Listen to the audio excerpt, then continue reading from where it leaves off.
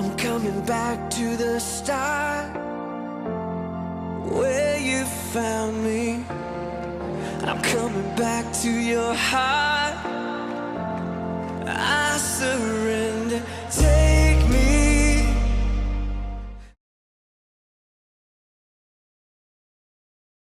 에베소서 6장 12절과 18절 두 구절입니다. 먼저 12절 읽겠습니다. 6장 12절 시작. 우리의 씨름은 혈과 육을 상대하는 것이 아니요 통치자들과 권세들과 이 어둠의 세상 주관자들과 하늘에 있는 악의 영들을 상대함이라. 아멘. 18절입니다. 시작. 모든 기도와 간구를 하되 항상 성령 안에서 기도하고 이를 위하여 깨어 구하기를 항상 힘쓰며 여러 성도를 위하여 구하라. 아멘. 제가 한번 기도드립니다. 존귀 하신 주님, 진심으로 감사드립니다. 하나님, 우리를 자녀로 부르시고 함께 예배드리게 하시니 감사합니다. 하나님, 은혜 없이 살 수 없는 자들이 모였습니다. 주님의 은혜 힘입지 않으면 살아갈 수 없는 자들이 주 앞에 모여 주님을 예배하며 또한 은혜를 간구하오니 주의 말씀 가운데 임재하여 주옵소서. 예수님 보혈로 심령들을 덮으시고 이 공간을 덮으시고 주님의 임재로 가득 채우셔서 하나님의 말씀 앞에 우리 모두가 순종하고 순복하고 아멘할 때 우리의 삶이 변하고 공동체가 변하고 우리의 인생이 변하게 하여 주시옵소서. 하나님, 우리는 머리로는 너무나 잘합니다. 말로는 너무나 잘합니다. 하지만 실천하고 그렇게 살아갈 능력이 너무나 없습니다. 은총을 베풀어 주시옵소서. 오직 주의 성령 홀로 일하심을 기대하고 간구하며 예수님 이름으로 기도드리옵나이다. 아멘. 아멘. 우리 주변에 있는 분들 4분 이상씩 이렇게 인사하겠습니다. 당신과 함께 예배 드리니 더 기쁩니다. 네, 당신과 함께 예배 드리니 더 기쁩니다. 네, 더 기쁩니다. 여러분, 홀로 신앙생활하지 않고 우리가 함께 모여 함께 예배하고 함께 신앙생활할 수 있는 이 믿음의 공동체가 있다는 것이 얼마나 감사한지 모릅니다. 공동체는 힘이고 함께할 때 우리가 더 힘을 낼 수 있습니다. 특별히 우리가 지난 금요일은 뉴송교회와 연합예배 드렸는데요. 또 교회를 넘어서서 교회들 간의 연합하여서 함께할 때 그것이 더 기쁨이고 더 큰 힘이 됩니다. 여러분, 매달 마지막 금요일을 꼭 기억해 주십시오. 항상 이제 앞으로는 매달 마지막 금요일은 연합예배입니다. 시간을 기억하셔서 함께해 주시고 또 2017년에 더 많은 교회들이 함께할 수 있도록 기도 부탁드리겠습니다. 오늘 위대한 유산 11번째 시간입니다. 제목 같이 읽겠습니다. 시작. 기도하는 교회, 기도하는 그리스도인. 네, 이런 제목으로 하나님 말씀 나누기를 원합니다. 위키백과 사전에 따르면 프레이어 마운틴 검색해보면요, 이게 기도원이 영어로는 프레이어 마운틴입니다. 이 프레이어 마운틴 기도원이란 1800년대 후반 한국에서 시작된 강렬한 기도 운동 문화로부터 생겨난 단어다라는 것입니다. 본래 이 산속에서 이렇게 있는 수도원 기도하는 곳을 아베이 또는 그냥 프레이어 하우스 하지 프레이어 마운틴이라는 단어는 사실 우리나라에서 시작된 이 기도원이라는 기도 운동으로부터 이 단어가 고유명사로 자리 잡고 있어요. 시작이 우리나라라는 겁니다. 그런데 그 프레이어 마운틴 설명을 쭉 보면 또 이와 함께 새벽기도, 철야기도, 주요 3차 합심 통성기도, 이러한 한국만의 독특한 기도 문화, 기도 스타일을 소개하고 있습니다. 구글에서 한번 찾아보세요. 궁금하신 분들은. 표현이 재미있습니다. 제가 짧은 영어로 좀 번역을 해봤는데요. 한국교회 예배에 참석해본 사람들이라면 합심 통성기도에 익숙할 텐데 한국 성도들은 마치 하늘에서 폭풍우가 강렬히 몰아치듯이 소리치며 기도하기를 좋아한다, 이렇게 소개를 하고 있습니다. 그런데 이러한 한국교회만의 독특한 기도 방법들, 이게 생겨난 이유에 대해서도 소개를 하는데요. 지난 짧은 기독교 역사 가운데 한국교회 성도들이 겪었던 극심한 반대들, 가정과 사회와 이 공동체로부터 받았던 극심한 반대, 핍박, 고난에도 불구하고 이에 굴복하지 않고 믿음을 지키기 위해서 저항하면서 몸부림쳤던 그러한 믿음의 결과라고 소개를 하고 있습니다. 우리 한국교회에 허락하신 이 기도의 유산이 저절로 그냥 자연스럽게 생겨난 것이 아닙니다. 큰 고난과 연단 속에서 믿음을 지키기 위해 처절한 몸부림을 통해 얻게 된 유산입니다. 그런데 이런 한국교회의 강렬하고 독특한 기도, 강렬하고 인텐스하고 독특한 유니크한 기도는 사실 매우 성경적입니다. 이것이 한국에만 있는 독특한 기도 스타일이다라고 설명하고 있지만 사실 이것은 성경적이에요. 여러분, 성경적이라는 말, 이거는요, 우리가 성경적이다라고 하는 건 이거 하나님 너무 기뻐하신다는 뜻이에요. 하나님이 옳았구나, 정말 내 마음이 맞구나, 내 마음을 시원케 하는구나, 이게 바로 성경적이다라는 뜻입니다. 하나님이 마음에 들어하시고 좋아하시는 게 바로 성경적이에요.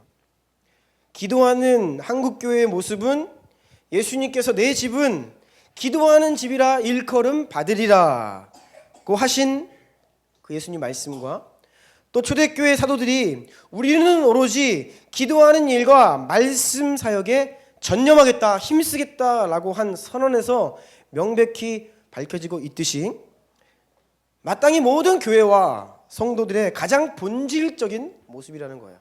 뭐가요? 기도하는 교회, 기도하는 그리스도인의 모습이요.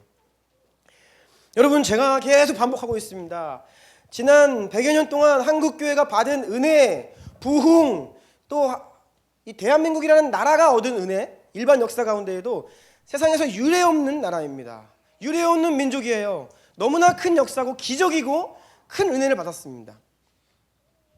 그 이유는요, 하나님께서 찾고 찾으시는데 마음에 쏙 드는 민족이 나타난 거예요.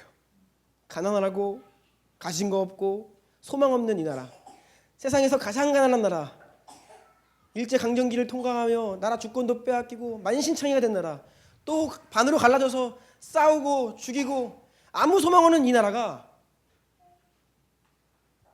성도들이 주님께 부르짖고 새벽을 깨우고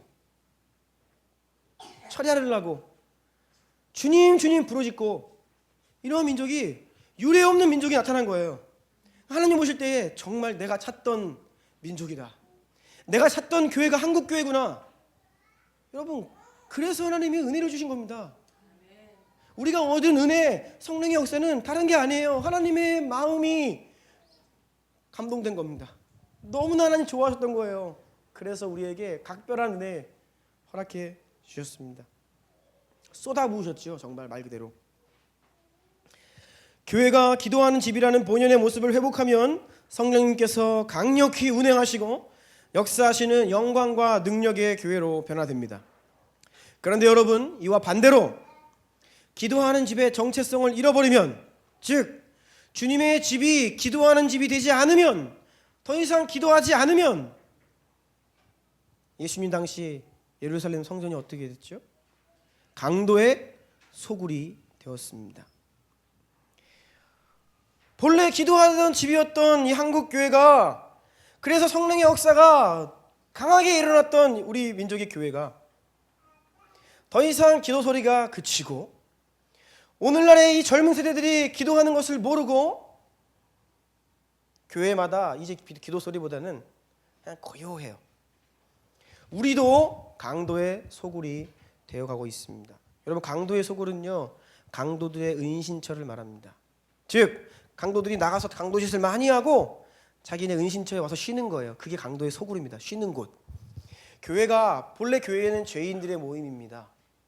네, 그런데 교회는 죄인들이 와서 죄를 깨닫고 돌이키고 회개하고 정결케 되고 그리고 세상으로 파송되는 곳이 교회여야죠. 이게 기도하는 집입니다. 그런데 강도의 속을 뭐예요? 죄인들이 피하는 곳이에요. 자기 위안 삼는 곳이에요. 나 이렇게 죄 많은데 주님이 나 용서해 주셨대? 그냥 그저 피하는 겁니다. 강도의 소굴과 은신처가 되었습니다. 그래서 제가 지난 금요일 말씀드렸듯이 세상에 일반적인 상식 수준도 안 되는 교회가 되었다라고 했죠. 오늘날 세상에서 교회를 향한 손가락질과 비판과 요구하는 것을 들으면 위대한 일이 아닙니다. 세상은요 하나님을 모르기 때문에 우리에게 초제한적인 일을 요구하지 않아요. 너희 왜 병든 사람 못 고치냐 이야기하지 않습니다. 너네 왜 죽은 자를 못 일으키냐 요구하지 않아요. 뭘 요구하고 있습니까? 아주 상식적인 일, 기본적인 일. 너네 왜 이렇게 부패했어? 너네 왜 이렇게 나쁜 짓 많이 해? 상식적인 것을 요구하고 있다는 것이죠. 기도하던 집으로 부흥했던 큰 은혜를 경험한 한국교회가 이제 기도하기를 그치자 강도의 소굴이 되어 세상보다 못한 도덕 수준으로 떨어졌고요. 쇠락의 길로 접어들고 있습니다. 여러분, 교회는 기도하는 집입니다. 성도는 기도하는 사람들입니다. 이것이 교회와 성도들의 가장 본질적이고 본연의 정체성이에요. 지금 우리나라에 대통령이 새로 선출되었고 국무총리를 비롯한 장관급 인사들이 이루어지고 있는데 국무총리 후보 지명자가 누구죠? 예, 이낙연 후보자입니다. 인사청문회 보고서 채택이 무산되었습니다. 그런데 제가 이낙연 국무총리 후보자의 지난 간증을 좀 보게 되었습니다. 약 10여 년 전에 이분 아들이 외아들입니다. 생명을 건 수술대에 오르게 되었습니다.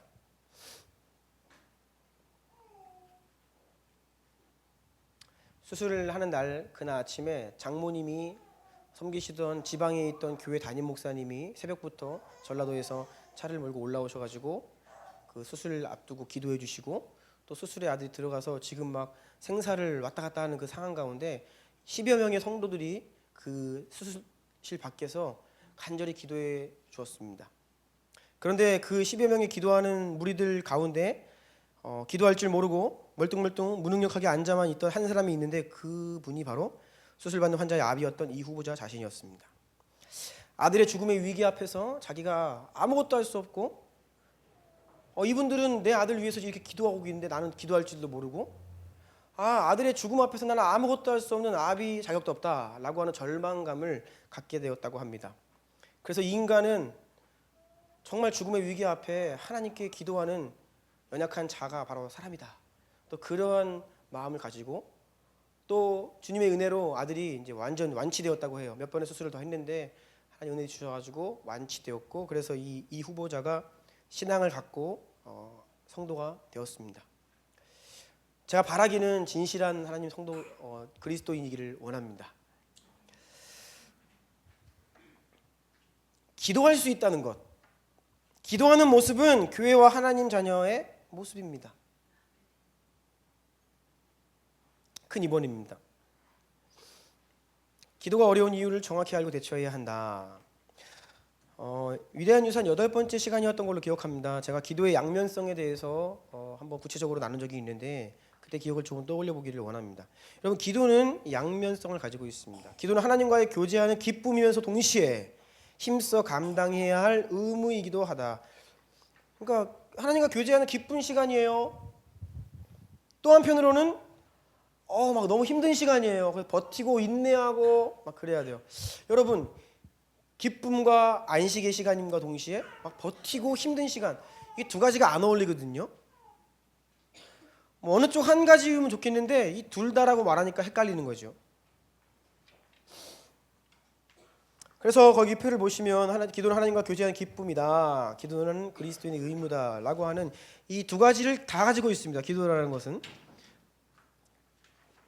그래서 그 시간 하나님을 누리는 기쁨의 시간과 동시에 막 기도하기를 싫어하고 막 버텨야 되고 그런 내 육신과의 치열한 싸움의 현장이기도 합니다. 이러한 기도의 양면성을 우리가 잘 이해하지 못하고 한쪽으로 치우치면 기쁨이 없는 반복적인 율법적인 무미건조한 기도 생활로 인해 매너리즘에 빠지게 됩니다. 계속 기도를 하는데 기쁨이 없어요. 안식도 없어요. 그 가운데 별다른 하나님과의 교제가 이루어지고 있는 것을 내가 느끼지 못해요. 그러면 무미건조한 기도 생활 때문에 매너리즘에 빠지는 거예요. 형식주의로 흘러버리는 것이죠. 반대로 기도는 하나님과의 교제하는 기쁨이고 안식이야. 그러니까 뭐 기쁨이 없는 안식이 없는 기도는 율법적으로 할 필요 없어 라는 생각을 하면 우리가 주로 여러분 기도할 때마다 막 황홀경에 빠지십니까? 저는 대부분 기도 이렇게 할 때 큰 느낌 없거든요. 하나님께서 각별히 은혜 주실 때가 있지만 대부분의 경우에 제가 새벽에 기도할 때 굉장히 힘들고요, 졸립고요, 조금이라도 소리내서 기도하지 않으면 나도 모르게 졸립니다. 그만큼 힘들어요. 저도 막 엉덩이가 들썩거려요. 빨리 일어나고 싶어요. 제가 정한 시간이 있으니까 막 어떻게든 채우려고 노력을 합니다. 그러니까 뭐 기쁨이 이런 기도 해야 되냐? 내가 율법적으로 할 필요 있어? 그러니까 기쁨이 없기 때문에 안 하게 되죠. 회의주의에 빠집니다. 그런 기도 꼭 해야 됩니까? 의무적으로 해야 돼요. 그리고 방임주의에 빠집니다. 그러면서 이제 안 하게 되는 거죠. 자기를 방임하게 됩니다. 다음 페이지예요. 노동이 기도요, 기도가 노동이다. 성 베네딕트의 위대한 말입니다. 창세기 2장 15절 보면 여호와 하나님이 그 사람을 이끌어 에덴 동산에 두어 그것을 경작하며 지키게 하시고, 하나님께서 아담을 그 땅을 경작하게 하셨다. 아직 타락하기 이전입니다. 에덴에는 수고와 눈물이 없지요. 고통이 없던, 죄가 없던 그 에덴 가운데 아담에게 경작을 명령하십니다. 이 경작하다라는 단어는 아바드라는 히브리어 단어인데 성경에서 다양한 형태로 번역이 됩니다. 경작하다, 노동하다, 또 하나님을 섬기다, 예배하다, 기도하다, 다양한, 즉 육체노동, 섬김, 예배 이르기까지 우리가 땅에서 사람을 위해 수고하고 또 하나님을 위해 수고하고 하나님을 위해 하는 모든 일들을 일컬어서 아바드라는 단어를 사용합니다. 본래 에덴 동산에서는 노동이 기쁨이었죠. 하나님 안에 거하는 아담이 육체 노동이 기쁨이었어요. 즐거움이었습니다. 여러분 천국에 가면 예배 시간이 따로 있습니까? 기도 시간이 따로 있나요? 천국의 새벽 기도다. 새벽 기도하자. 계시록을 보면 새 예루살렘에는요 성전이 없습니다. 그냥 예수 그리스도 그 자체가 성전이시기 때문에 그냥, 그리고 해도 없어요. 그냥 주님이 밝게 빛나셔서 너무 밝아요.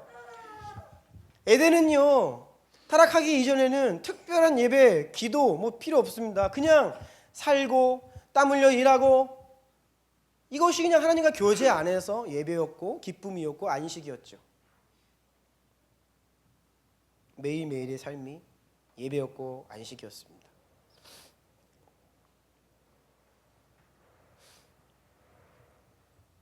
그러니까 그때는 노동이 기도였고 기도가 노동이었죠. 기쁜 노동, 기쁜 기도, 일치였다는 것입니다. 하지만 인류 타락 이후에 이러한 이상적인 상태가 완전히 깨져버렸습니다. 지금 농사 짓는 건 매우 고된 일입니다. 어려운 일이고 힘든 일이 되었습니다. 이제는 여러분 땀 흘려 일하는 가운데 기쁨을 누리는 것은 좀처럼 힘든 일이 되었습니다. 여러분 직장에서 일하시는데 기쁘게 하는 거 쉽습니까? 스트레스 막 오고 어려워요.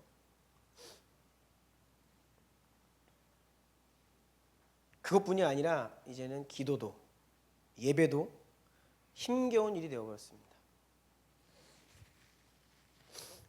이제는 기도도 노동처럼 힘겹게 해야 하는 지금 상황이에요. 이것을 우리가 잘 인식해야 하는 겁니다. 가로 3번이에요.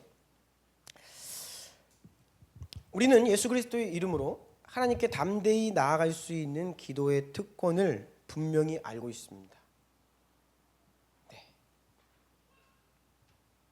우리는 기도 없이는 내 힘으로는, 내 스스로는 살 수 없다는 것을 다 알고 있어요. 동시에 기도하기 싫은 마음도 있습니다. 이게 우리의 모습입니다. 우리의 머리는 기도의 가치와 능력을 인정하지만 기도 중요한 거 누가 몰라요. 당연히 기도해야 되죠. 정작 우리의 육신은 기도하는 것을 기뻐하거나 즐거워하지 않는다는 것입니다. 왜일까요? 왜요? 이것이 바로 우리가 이상과 현실 사이에 껴있다는 겁니다. 이미와 아직 사이에 껴있다는 거예요. 하나님 나라가 이미 우리 가운데 왔지만 그럼에도 불구하고 아직 오지 않았어요. 가는 과정 가운데 있습니다. 구원에 대한 교리책을 보면 구원의 여정이다 서정이다 나와 있습니다. 우리 구원이 여행이에요. 여행. 아직 완성되지 않았습니다. 우리 가는 과정 중에 있어요. 지금 중간 단계입니다. 껴있다는 거예요. 가운데요. 우리가 이것을 늘 인식해야 됩니다. 예수님이 시험에 들지 않게 깨어 기도하라. 마음에는 원이로되 육신이 약하다 하신 말씀 우리는 반드시 기억해야 됩니다. 이 말씀 앞에, 이 현실 앞에 누구도 한 명도 예외일 수 없고 주님 오시는 그날까지 우리 한 명도 예외일 수 없습니다.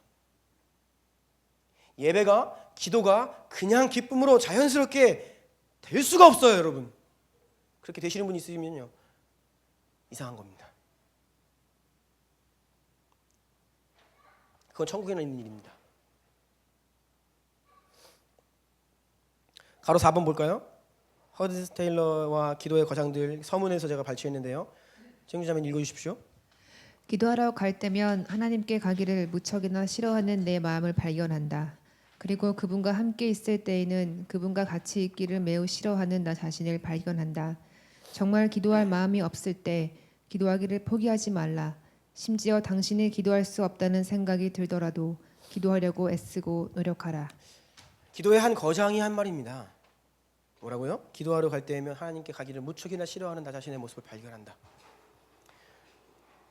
그분과 함께 있는 그 예배 가운데에도 내가 그거를 빨리 일어나고 싶어하는 거예요.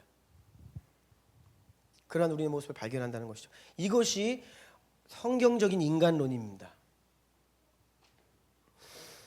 여러분, 안식일 구약 보면 안식일이 있습니다. 에덴 동산에서는 안식일이 따로 없어요. 그냥 그 자체가 안식, 매일이 안식이었기 때문에. 안식일은 타락 이후에 하나님께서 정해주신 거죠. 안식일을 왜 지킵니까? 우리 그 과정 가운데 있다는 거예요. 앞으로 영원한 안식을 가는데 아직은 그 안식이 온전히 우리에 임하지 않았어요. 그러니까 하루를 구별해가지고 그 안식을 누려라. 너희가 지금 잠깐 누리는 이 안식 영원히 누릴 거야. 그러니까 여러분, 안식일 규정은 뭐뭐 하지마 힘든 날이 아닙니다. 그거 왜 하지 말라 그런지 아세요? 푹 쉬라는 거예요. 자꾸 나가서 일하니까, 자꾸 땀 흘리니까 고생하니까 너희 그러지 말고 걱정 없이 누리라. 안식을 누리라. 하나님이 그렇게 말씀하신 거예요. 안식을 이 안식일을 하지 말아 그런 날이 아닙니다. 왜 안식일을 주셨습니까? 우리에게 안식이 약속되어 있고 완전한 안식이 올 것인데 아직 안 왔다는 거예요. 그러니까 그 안식일을 하루 지키면서 그날을 바라보라는 것이죠. 우리가 주일에 왜 모여서 예배드립니까? 원래 삶이 예배입니다. 우리 인생, 우리 생명 자체가 다 하나님께 예배로 드려졌어요. 우리의 전 존재가 그냥 원래 예배여야 합니다. 그런데 왜 굳이 우리가 주일날 이렇게 공동체가 모여서 예배를 드리냐는 거죠. 주일, 주님 부활하신 날입니다. 앞으로 우리가 예수님 부활하셨듯이 우리도 부활의 몸을 입고 완전히 하나님과 함께 거하는 그 완전한 날이 우리에게 오는데 아직 그날이 온전히 임하지 않았다는 거예요. 그렇기 때문에 우리가 이 자리에서 그날을 바라봄으로 예배하고 주님의 임재 가운데 공동체가 함께 예배하고 그와 같이 이 땅이 여전히 죄가 많고 완벽하진 않지만 세상을 살아가라. 예배의 삶으로. 그런 의미에서 지금 모여서 예배 드리는 겁니다. 기도는 영혼의 호흡이라고 하죠. 네, 맞죠. 우리가 숨 쉬듯 주님과 교제하고 주님 안에 있고 대화하고 해야 됩니다. 호흡처럼 우리가 기도를 해야 돼요. 그러니까 항상 기도하라 하셨습니다. 그런데 이게 이상적인 말이에요. 가능합니까? 가능하지 않기 때문에 우리는 시간을 정해서 기도하는 겁니다. 가능하지 않기 때문에 그게 힘겹기 때문에 우리는 따로 시간을 정해서 온전히 기도만 하는 거예요. 집중하고. 그런 이후에 기도의 삶으로 나아가는 거죠. 이게 지금 이 중간에 껴있는 우리의 삶의 원리라는 것입니다. 기도의 이중성, 이 양면성이 바로 여기에 있는 거예요. 우리가 여기에서 오해가 있으면요, 기도 생활에서 진보를 이루지 못하고 방임주의, 회의주의 빠질 수 있습니다. 요즘 이 기독교계에도 이 흐름들을 보면 선교적 삶, 지금까지는 한국 교회는 너무 교회로만 불렀다. 교회 안에서만 예배드리고 교회에서만 봉사하고 세상에서 빛과 소금으로 살아야지. 세상에서 믿음의 삶을 살아야지. 세상이 중요하다. 당연히 중요합니다. 100% 동의합니다. 그런데 세상으로 나아가자 하면서 어떻게 하냐? 모이지 마세요. 그렇게 해요. 어떤 교회를 보면 공예배를 축소시킵니다. 여러분 더 이상 모였는데 힘 빼지 마시고 세상에서 좀 그 에너지 가지고 섬기십시오 라고 합니다. 죄송한 말씀이지만 제 친구들 가운데 그런 교회에 가서 신앙생활하는 분들 많습니다. 제가 어떻게 지내는지 보면 과연 교회에 주중에 안 가고 청년 때에는 우리가 일주일에 2번씩 3번씩 가가지고 기도하고 모임하고 훈련받고 했는데 지금은 주일에 딱 한 번 가요. 그러면 세상에서 잘 증인되게 살고 있느냐? 제가 볼 때 그렇지 않아요. 여러분 삶의 예배를 강조하고 삶의 기도를 강조하면서 정한 시간의 기도와 공동체 예배를 약화시키는 방향성은 잘못된 방향입니다. 이것은 인본주의예요. 인간론이 잘못된 것입니다. 그건 이상적으로는 맞지만 현실적으로는 그렇게 되지 않습니다. 성경은 분명히 뭐라고 그랬습니까? 모이기 힘쓰라 했습니다. 초대교회는 날마다 마음을 같이하여 성전에 모이기를 힘썼고 그들은 사도들의 가르침을 받으며 기도하기 힘썼어요. 여러분 이거 없이는 세상에서 빛과 소금 못 삽니다. 왜요? 우리는 이 중간기 살기 때문이에요. 가운데 껴있기 때문에. 모여서 함께 기도하고 격려하고 예배드리는 이 공적인 예배 가운데 은혜를 누리지 못하면요 삶의 예배는 없습니다. 똑같이 개인의 개인 기도 자리, 철저히 개인 기도가 없으면요 온전히 기도로만 구별된 시간이 없으면 삶의 기도 없습니다. 호흡 기도 없어요. 큰 3번입니다. 다른 길은 없다. 여러분 따라해 보십시오. 다른 길은 없다. 다른 길은 없다. 기도에는 요령이 없습니다. 효율적인 기도는 없습니다. 기도하기 위해서는 철저히 시간과 에너지를 투자해야 됩니다. 우리가 시간을 구별하여서 기도의 자리로 나아가 기도를 드리면 하나님이 그 기도를 통해 일하시고요. 또 우리가 기도를 위해 시간을 드리고 우리의 힘을 쏟는 만큼 기도의 성장을 이룰 수 있습니다. 철저히 드린 만큼 성장과 진보를 이룹니다. 여러분 기도가 깊어지지 않는 이유, 나 왜 이렇게 기도가 깊어지지 않을까? 저는 항상 그런 마음이 있어요. 나 기도 더 깊이 하고 싶고 주님을 더 깊이 교제하고 싶고 누리고 싶은데 왜 이렇게 안 될까? 그 이유는 기도에 투자하는 시간과 에너지가 절대적으로 부족하기 때문입니다. 간단합니다. 그리고 지속성 없는 띄엄띄엄 기도하기 때문입니다. 기도가 들쑥날쑥하기 때문이에요. 무슨 일이 생기면 또 개인 기도 쉬고 피곤하면 패스, 깜빡해서 못하고 이렇게 띄엄띄엄 들쑥날쑥 또 온전히 시간과 에너지를 주님께 지속적으로 드리지 못하기 때문에 우리는 기도에 깊이 못 들어가는 겁니다. 제가 지난 주 중에 자동차 관리 잘 하는 습관에 대한 글을 보았어요. 10가지 이렇게 있더라고요. 그런데 가장 자동차 관리하기 힘든 패턴이 뭐냐? 저 같은 패턴입니다. 뭐냐 하면 자동차에 시동을 걸고 출발한 지 5분 10분이 채 안 돼서 목적지에 도착하는 패턴. 이게 뭐냐? 자동차 시동을 딱 걸면요 이제 엔진이 예열되고 한 5분 10분 지나야지 이게 이제 돌아간다는 거예요. 그러면 그렇게 한 쭉 타고 끄고 이 패턴으로 10,000km 뛴 차와 저처럼 시동 걸자마자 출발해가지고 5분 만에 교회 도착하고 다시 꺼요. 얘가 좀 달릴 날 그러면 끄고 예열될 만하면 끄고 이렇게 해서 10,000km 뛴 차는 아예 다르다는 거예요. 엔진 상태가 아주 취약한 거예요. 제 차가 지금 7만 킬로 넘어가는데 거의 바로 앞이잖아요. 집이. 기도가 여러분 시동을 걸고요 예열을 하고 좀 깊어져야 되는데 일어나 버립니다. 엉덩이 5분 10분 버티기가 힘들고 일어나요. 진득히 20-30분 이제 주님 그래 네 말 많이 했구나 내가 너한테 좀 얘기 좀 하자 하려고 하는데 확 가버리고 스마트폰 뺑 카톡 오니까 또 보고 아주 핑계거리를 찾느라 기도 시간에 일어나 버립니다. 그리고 그나마 그런 기도도 못할 때가 많고 그러니까 깊이 있는 기도 갈 수 없죠. 그냥 피상적으로 형식적으로 머무는 거예요. 여러분 매일 꾸준히 정한 시간 정한 분량의 기도를 채우는 연습과 훈련을 지속적으로 해야 합니다. 그래야 거기에서 경건한 경건의 패턴이 나와요. 영적 체력이 거기에서 생기는 것입니다. 여러분, 가장 영성을 깊이 추구하는 수도원들, 교부들, 산속으로 들어가서 거기서 정말로 경건을 추구하는 자들 있잖아요. 수도원 공통점, 그들은 일과가 있습니다. 어느 수도원이든 예외 없이 그 수도원에 들어가서 영성을 추구하고 하나님과 깊은 교제하기를 원하는 분은 그 공동체가 만들어 놓은 일과에 철저히 순종해야 됩니다. 잠자는 시간이 있습니다. 어기면 안 돼요. 예수원도 한번 가보십시오, 여러분. 잠자는 시간 철저히 지켜야 되고요. 일어나는 시간 늦잠 자면 안 됩니다. 반드시 일어나야 돼요. 그리고 하루에 기도 시간, 말씀 시간, 예배 시간 정확히 정해져 있습니다. 그거를 철저히 지키며 천재지변이 오고 할 일이 쌓여 있어도 그 시간, 기도하는 시간 사수합니다. 이것이 2000년 기독교 역사 가운데 가장 깊은 영성을 추구한다고 하는 수도원들이 지금도 하고 있는 일입니다. 이게 결과물이에요. 여러분, 산속에서 주님과 깊은 교제 나누는 그 분들이 영성이 굉장히 높습니다. 우리보다 자기 관리 훨씬 잘해요. 그러면 좀 자율적으로 하면 안 돼요? 너는 새벽형 인간이야. 난 저녁형이야. 각자에 맞는 패턴에 따라 각자가 자율적으로 기도하고 싶을 때 주님과 나는 이 시간에 해야 가장 주님과의 깊은 기도를 누릴 수 있어요. 그래, 자율적으로 하자. 이렇게 하지 않는다는 것입니다.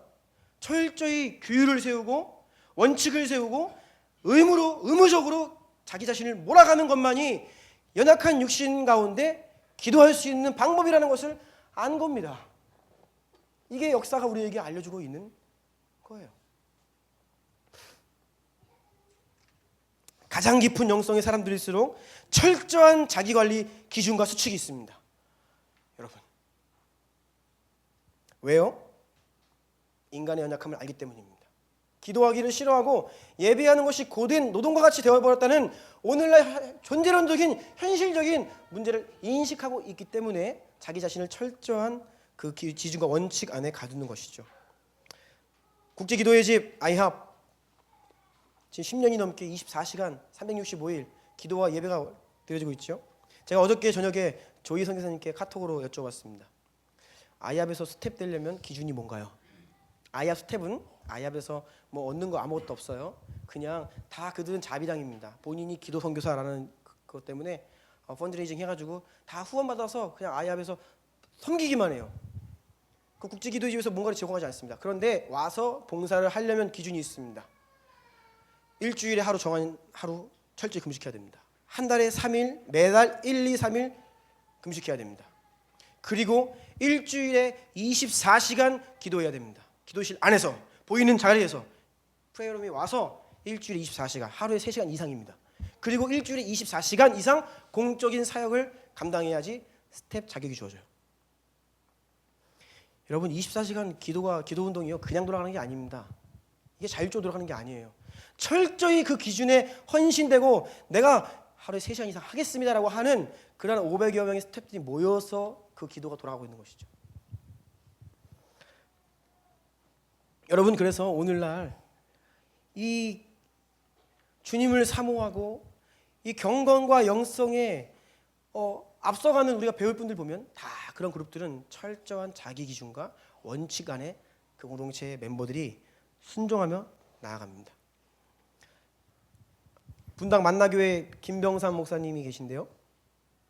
우리 인수 형제님 출신 교회입니다. 김병삼 목사님이 지난 3월에 자신의 SNS에 글을 좀 무거운 마음으로 올렸는데 제가 그거를 확인했습니다. 뭐냐면 이 김병삼 목사님이 오래전에 후안 카를로스 오르테지 목사님 제자입니까라는 유명한 책을 쓰신 분입니다. 이분의 책에서 기도가 당신에게 지루한 노동이 되지 않도록 조심하십시오. 그래, 나는 기도가 지루해서는 안 돼. 이거 의무적으로 하면 안 되지. 기쁨으로 해야 돼. 그러한 마음을 가졌다는 거예요. 우리 교육자들은 새벽 기도에 대한 강박증이 있습니다. 왜요? 안 할 수 없잖아요. 그렇죠? 무조건 해야 되는 거예요. 그러니까 막 부담이 있고 막 고된 겁니다. 그러니까 이 김병삼 목사님이 기도가 고된 노동이 되지 않고 기쁨이 되었으면 좋겠다라고 하는 바람에 만나교회 목회자들에게 새벽 기도 자유를 선포했습니다. 자, 보니까 만나교회는 교육자만 우리 성도들도 많습니다. 한 4, 50명이 넘는 것 같아요. 그 교육자들에게 여러분들 지금까지 의무적으로 했죠. 교육자이기 때문에 지금부터 새벽 기도를 자율에 맡깁니다. 기쁨으로 하십시오. 안식하는 시간 되십시오. 아무도 안 나온다고 뭐라 안 하겠습니다. 자율적으로 하십시오. 한 겁니다. 그런데 시간이 지나자 기도하는 기쁨을 회복하는 것이 아니라 기도하지 않는 자유를 모두가 누리고 있는 것을 확인했어요. 그래서 3월 27일 자신의 SNS에 글을 올렸습니다. 제가 지금 방금 우리 교육자들에게 다시 우리 교회 교육자들은 새벽 기도가 의무입니다라고 선포하고 오는 길입니다. 제 마음이 무겁습니다. 기도가 왜 우리에게 기쁨이 되지 않을까요? 여러분 자율적으로 하면요 안 됩니다. 이게 인간의 모습이에요. 어느 누구도 예외 없습니다. 여러분 어린 자녀들에게 신앙의 자유를 줘보십시오. 교회를 떠날 겁니다. 저주가 아닙니다. 이게 현실이에요. 어린 시절에 부모가 철저히 신앙을 가르치고 교회에 힘들지만 데리고 오는 것을 보이고 본을 보이며 그렇게 훈련해야 아이가 자라가는 것이죠. 신앙 안에서 자율적으로 해. 오늘 가기 싫어? 그럼 가지 마. 그럼 그 아이는 교회를 떠납니다. 물론 아이가 장성해서 생각과 판단이 생기고 자기 결정을 할 수 있는 수준이 되었을 때는 그때는 이제 부모가 할 만큼 했기 때문에 자유를 줘야 되죠. 하지만 어린 아이들에게 자유를 주면 신앙을 떠납니다. 내비게이터 선교회가 항상 하는 말이 뭐예요? 제자는 훈련을 통해 태어나는 겁니다. 그냥 자연스럽게 나오는 게 아니라는 거예요. 철저한 훈련은 무엇이니까? 강제성을 띈다는 것이죠. 예수 그리스도의 참된 제자는 훈련을 통해 세워지는 것이다. 여러분 혹시 여러분들 가운데 이 기쁨 없는 예배 계속 드려야 합니까? 나 기도하는데 뭐 지겹고 뭐 아무것도 없고 이런 기도 그냥 계속 해야 돼요? 네, 해야 됩니다. 반드시 해야 됩니다. 여러분이 하셔야 돼요. 그렇게 예배와 기도의 끈을 붙잡고 있어야 결국 그 붙잡고 있는 끈이 발판돼요. 기도가 안식이 되고 더 깊은 예배로 들어갈 수 있는 것입니다. 그 의무로 붙들고 있는 것이 과정이에요. 다른 길은 없습니다. 여러분 이런 의무적인 것들을 뛰어넘고 이 의무라고 하는 큰 산입니다. 정말 큰 산이에요. 이 큰 산을 그냥 패스하고 나는 곧장 어디로? 기쁜 예배로, 깊은 기도로 들어갈 수 있는 분은 단 한 분도 안 계십니다.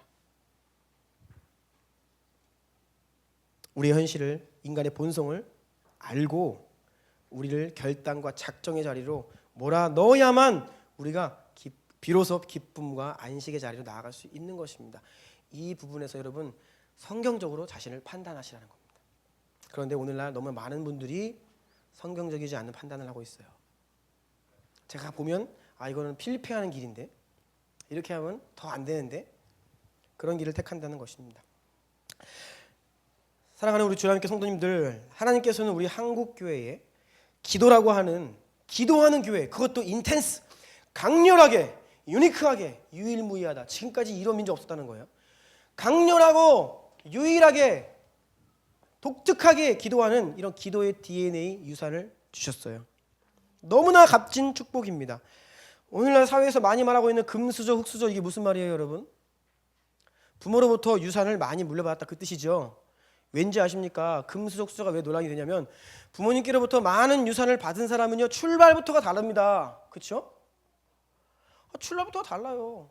아무것도 없는 집은 이제 결혼해서 빚져서 하나하나 갚고 언제 내 집 장만해요? 그런데 유산을 막 받은 사람들 넓은 집을 벌써 이게 금수저, 흙수저 차이예요.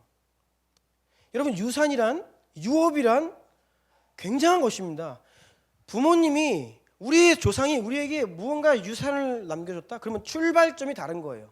남보다 10년, 100년을 앞서서 더 많은 것을 할 수 있는 그런 어드밴티지를 얻는 것입니다.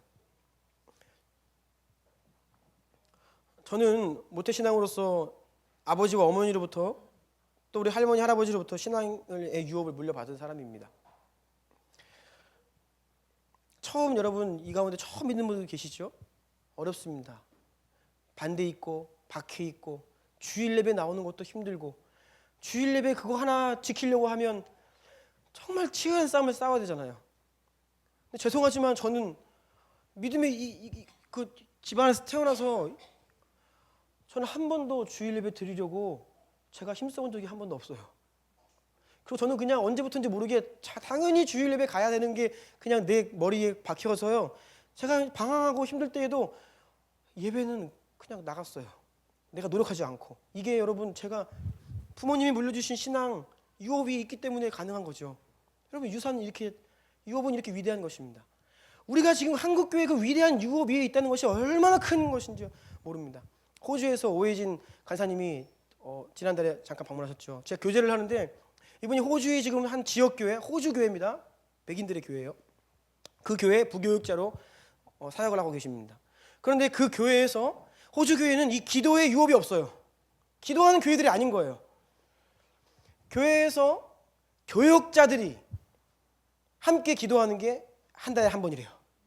한 30분. 다시요. 네. 교회 전체가 기도하는 시간은 아예 없고 주일 예배 빼고는 없고요.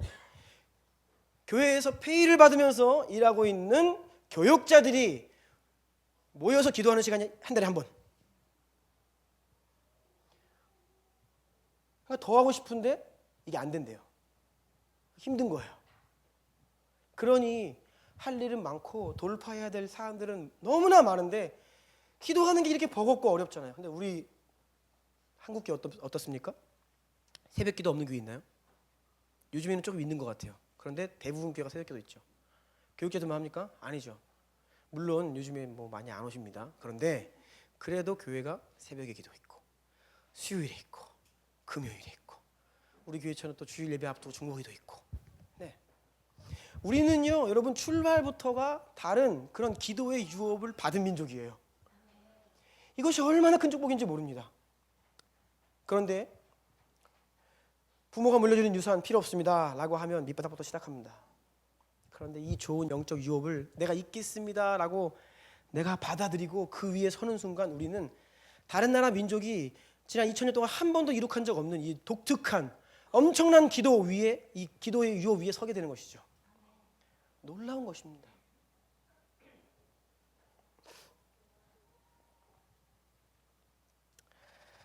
여러분, 제가 여러분께 간곡히 부탁드립니다. 언제까지 가끔 기도하고 고난이 찾아올 때만 부르짖고 특별한 일이 있을 때에만 기도하고 그렇게 가끔 기도하는 그리스도인으로 살 것입니까? 저는 그리스도인이면요 하루에 30분은 기도해야 된다고 생각해요. 기본적으로 최소한 교회에서 내가 뭔가 봉사하고 있다, 내가 무슨 맡은 것이 있다, 직분이 있다, 1시간 해야 됩니다. 기도. 안 그러면 교회가 산으로 가요. 교회들이 왜 분쟁하는지 아십니까? 인간들의 생각 때문입니다.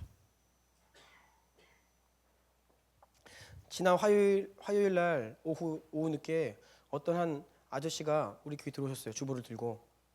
그래서 이 교회 6시 반에 새벽기도 있어요? 물어보시더라고요. 네, 그래서 저희 교회는 건물 그 경비 시스템이 걸려서 조금 늦게 합니다. 6시 반에 해요. 그랬더니 이분이 병원에 오셨는데 요 앞에 아파트에 사신대요. 본인이 이 교회 와서 기도하고 싶다고 그러시더라고요. 그래서 오시라고 했습니다. 정말 다음 날 새벽에 오셔서 기도하고 출근하시더라고요. 여러분, 저는 주나님께 모든 성도님들이 다 새벽 기도하기를 원합니다. 2013년 우리 주나님께 처음 개척할 때에 우리 교회 기도 제목 모든 성도가 새벽 기도하는 교회였어요. 기억하세요? 저는 다 여러분 새벽 기도하기를 원합니다. 왜냐면요, 저는 직장 생활하는 우리 아버지들보다 삶이 덜 피곤합니다. 상대적으로. 여러분들이 치열하게 세상에서 살아가시는 것보다 저는 덜 피곤한 사람이에요. 그럼에도 불구하고 제가 집에 가서 집안일 함께 하고 아이 재우고 그러면요 저도 막 골아 떨어집니다. 언제 잠든지 몰라요. 거의 매일 피곤해요. 저녁 시간에 기도하겠다 하는 것은 거의 빼먹을 확률이 높은 시간입니다. 낮 시간에 홀로 조용한 곳에 들어가서 기도하는 거 어려운 거 아시잖아요. 다 우리의 생활 패턴 가운데 우리가 유일하게 주님과 독대할 수 있는 시간은요, 제가 볼 때는 새벽밖에 없습니다. 새벽 기도가 너무 부담되시면 30분이라도 일찍 아침 일어나셔서 주님과 교제하는 이 시간을 가지셔야 됩니다. 여러분 가운데 혹시 고통하는 자가 있고 기도 제목이 있고 문제가 있고, 제가 드릴 수 있는 유일한 답입니다. 여러분 기도하십시오. 기도하기를 결단하시고 특별히 아침에, 이른 아침에, 새벽에 기도하는 성도님들 되기를 축복합니다. 그리고 성도님들 서로 중보의 짐을 지셔야 됩니다. 백미자 전사님한테 하나님이 그렇게 말씀하셨다고 합니다. 아이 엄마들이 아이 키우느라 힘들어서 기도할 시간이 없으니까 네가 대신 기도해라. 네. 우리 가운데 정말 아버지들 막 야근하고 정말 기도할 시간이 객관적으로 없는 분들도 많이 계세요. 어머니들 아이 키우면서 기도하는 거 정말 결코 쉽지 않죠. 네, 그럼에도 불구하고 막 부단히 지금 기도하기 위해 노력하시는 거 제가 다 알고 있습니다. 그렇다고 하면 여러분, 우리 가운데 누군가는 신앙이 연약해서 기도하지 못하고 환경으로 인해 기도하지 못하는 그들을 위해 대신 기도하는 중보의 짐을 또 서로 지는 것이 이 공동체의 역할이죠. 그래서 서로 위해 기도하고, 셀 멤버들 가운데 기도하지 못하는 연약한 자가 있으면 대신 기도해 주고 그를 위해 기도하고, 또 우리 모두가 다시 결단하여서요, 새벽에 기도하고 아침에 기도하고 꾸준히 매일매일 기도하는 여러분들 되기를 축복합니다. 마지막 3번에 4번 따옴표가 있으면 누가 한 말인데요, 이건 제가 한 말입니다. 네, 3번에 4번 다 같이 읽겠습니다. 네, 시작. 기도하기를 작정하십시오. 끈질기게 기도하십시오. 기쁨과 안식을 누리지 못한다고 하여도 기도하기를 포기하지 마십시오. 하루도 거르지 말고 꾸준하게 기도하십시오. 넘어져도 다시 결단하고 일어나십시오. 그것만이 유일한 살 길입니다. 아멘. 아멘. 여러분 함께 기도하겠습니다.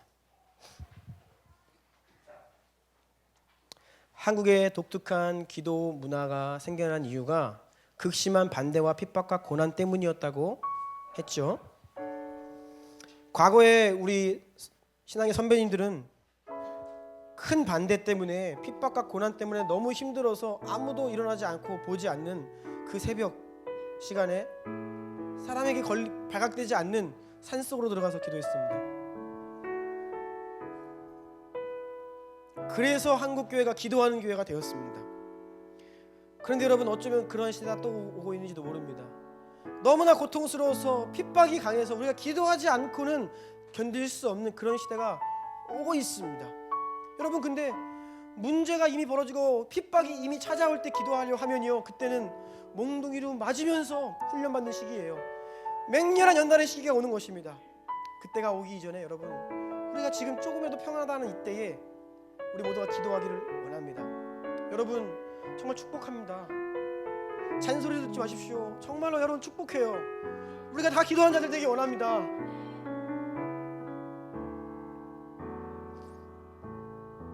우리의 씨름은 혈과 육을 상대하는 것이 아니요 통치자들과 권세들과 이 어둠의 세상 주관자들과 하늘에 있는 악한 영들을 상대함이라. 그러므로 모든 기도와 간구를 하되 항상 성령 안에서 기도하고 이를 위하여 깨어 구하기를 항상 힘쓰며 여러 성도를 위하여 기도하라. 아멘. 오늘 말씀 가운데 주시는 마음들 가지고 한번 기도합시다. 예, 주님, 기도하는 교회, 기도하는 그리스도인, 바로 한국교회의 정체성이고 우리에게 물려주신 유업입니다. 내가 있겠습니다. 주님 교회가 있겠습니다. 기도하는 교회 되겠습니다. 기도하는 그리스도인 되고 싶어요. 은혜를 주십시오. 하나님께 은총을 구하며 우리 한번 간절히 주여 한번 부르고 기도하기를 원합니다.